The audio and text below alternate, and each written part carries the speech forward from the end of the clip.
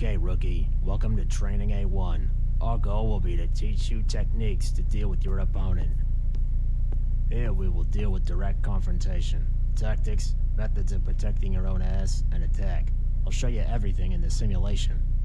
In room B1 you have some targets in which you can practice your aim. There's exercises of a completely different specialty in room C1. I recommend you take a look there.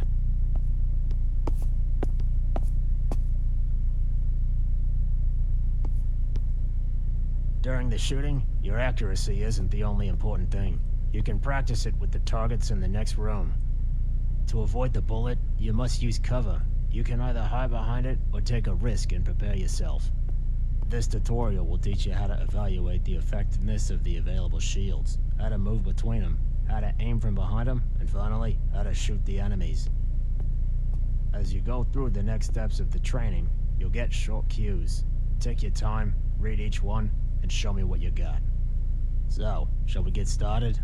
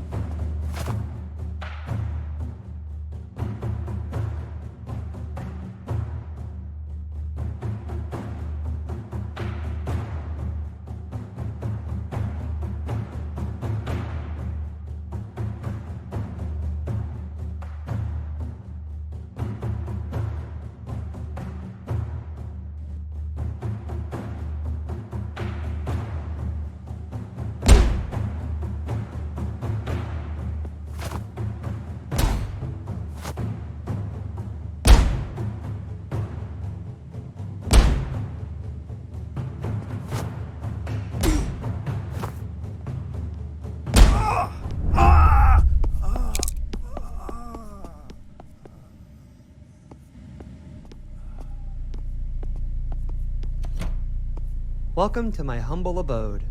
We don't often get visitors here. You can learn some very useful things here before you head out on the town. You can solve many situations without using a gun, just do a little research and you might come across something like this. But let's start at the beginning. At this stage of the tutorial, we will talk about your equipment. Hold down inventory to access it. A flashlight doesn't need much explaining. Its light comes on and that's it.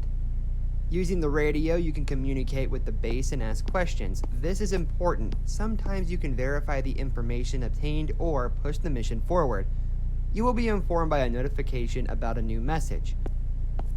Usually the messages are general and accessible, but sometimes you may come across a message that is only relevant in a particular location, such as checking on a stolen car. In the notebook, you can see the collected information and a partial summary of the current mission. A notification means a new note has been added. The baton can be useful for stunning the opponent. Thanks to this, we can later handcuff him, interrogate him, and do not risk shooting. To accomplish this, you must sneak up on your opponent, crouch. You move more slowly but silently, however, you risk a bullet to the head. The pistol has a longer range and a larger capacity magazine. It's relatively easy to use. It still requires focus to hit the target. Shotgun. Heavy weapon, maximum 5 shells, good for short range, but if you narrow the choke and are loaded with buckshot, you can blow the guy's head right off his shoulders. Then there's the stun gun. It's a simple thing. You aim, You shoot, and the guy's disarmed. Although I doubt you'll have access to it at first. It can be useful to stun an enemy so we can cuff them, interrogate them, and not risk a shootout. To accomplish this, you must sneak up on your opponent, crouch, you move more slowly but silently, however, you risk a bullet to the head. Great. Look through your equipment and come back to me.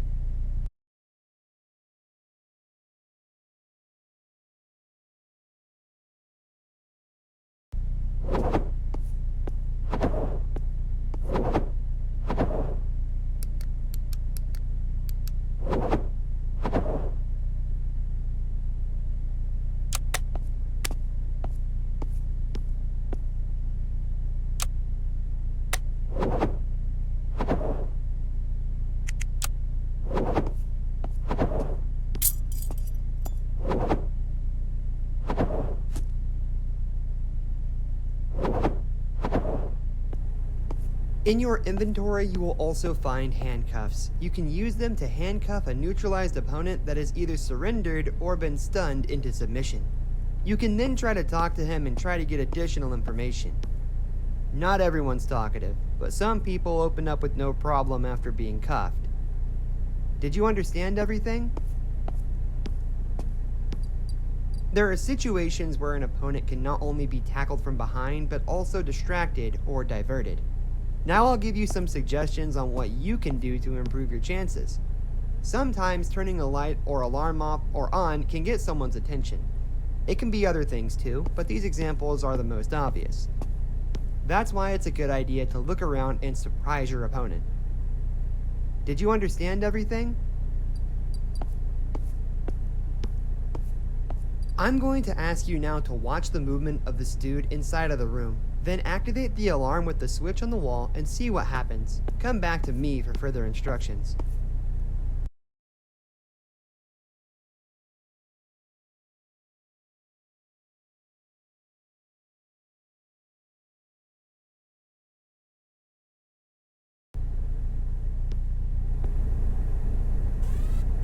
Now we're going to test your skills. Sneak up on our colleague and give him a little tap on the head with your nightstick. Just make sure he doesn't see you coming. Did you understand everything? Show me what you got.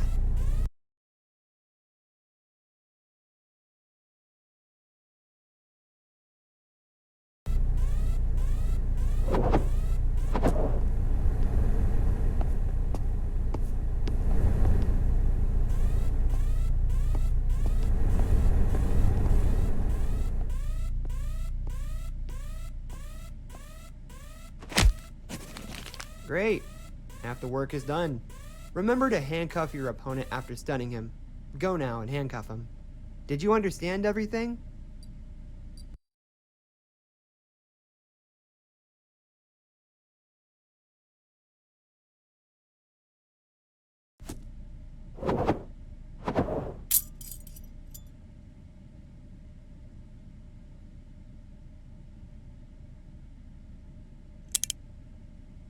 Well done.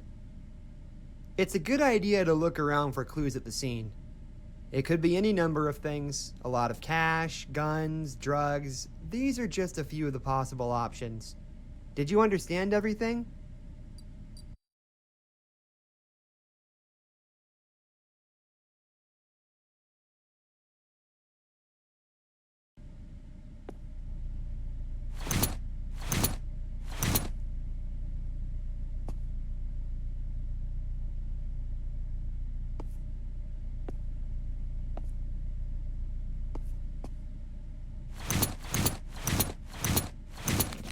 Well done. That's it from me. If there's anything else you want to ask, I'll be here.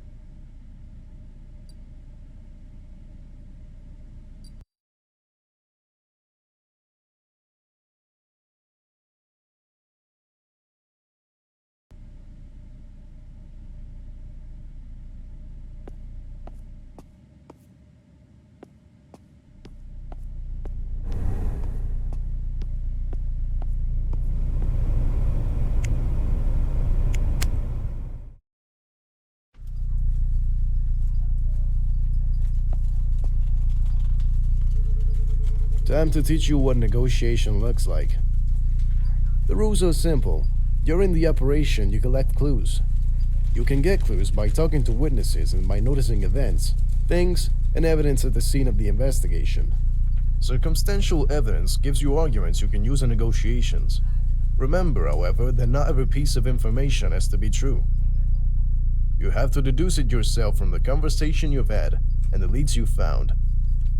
Don't ignore messages from the radio either. They can be useful to you. The more good hits you get, the better your chances of convincing your opponent, because that's what we want, right? To avoid bloodshed and so on. Did you understand? Now let me tell you some basic facts about the criminal. You will have to decide which information is true and which is false. Choosing a card with false information will piss your opponent off and lower his trust in us. I'm Peter Fox. My girlfriend and I have been in a motorcycle gang called No Weakness for a few years now. I have a thick file. I've been written up several times for aggressive behavior and destruction of property. They say I'm a bully. I have a rather good opinion among my neighbors, so you might think that I'm not making a fuss. This is bullshit. I'm a troublemaker, and that's the truth. I've also been arrested multiple times for drug possession. My best friend knows I don't do drugs. And if I have, it's only for sale. When they caught me, they looked at my hands and did a drug test too. And guess what? Clear. Because I don't do drugs, and that's the truth. The only reason they got their hands on me is because I was in a brawl at the garage. Somebody called, they came, and the brawl was about money, same as always. Unfortunately, I had a dozen pounds of heroin. You already know a little bit, so what do you say? Shall we get started? Good, let's get started.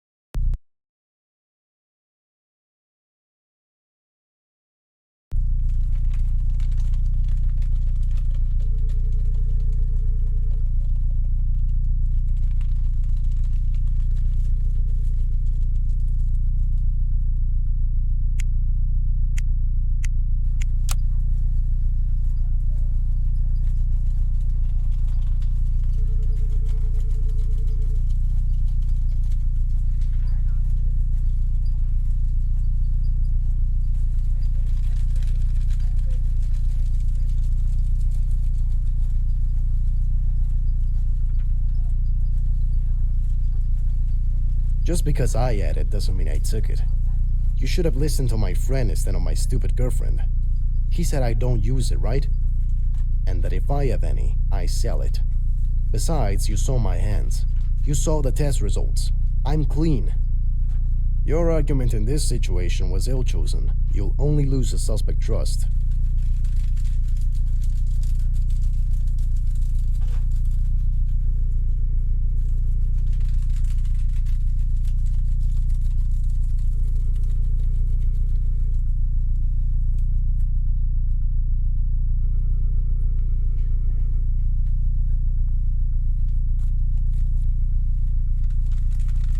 Right away. Robbery. Big deal.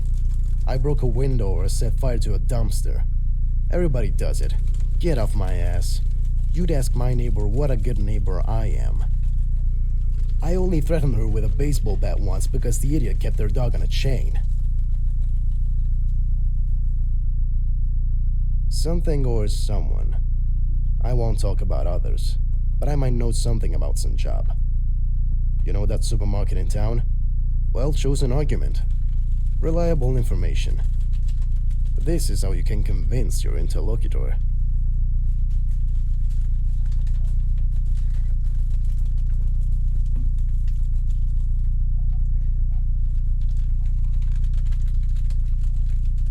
How do you know it's heroin? Did you try it? It depends on what I have a special deal for. You get the joke? Alright. I was stealing, okay? That's all. Kids like this shit. And I like good money. Well chosen argument. Reliable information. This is how you can convince your interlocutor. No, come on, this is pointless. You don't know what you're talking about. Go out, take 3 breaths and try again, huh?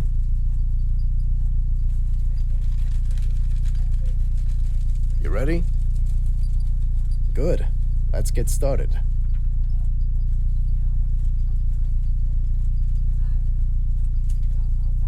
How do you know? Well...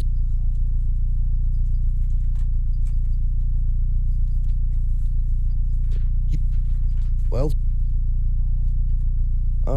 Alright. I see you know what this is about. You talk me through it. You can get on with the real work. Unless you want a really tough negotiation, you're welcome to it when you have some free time.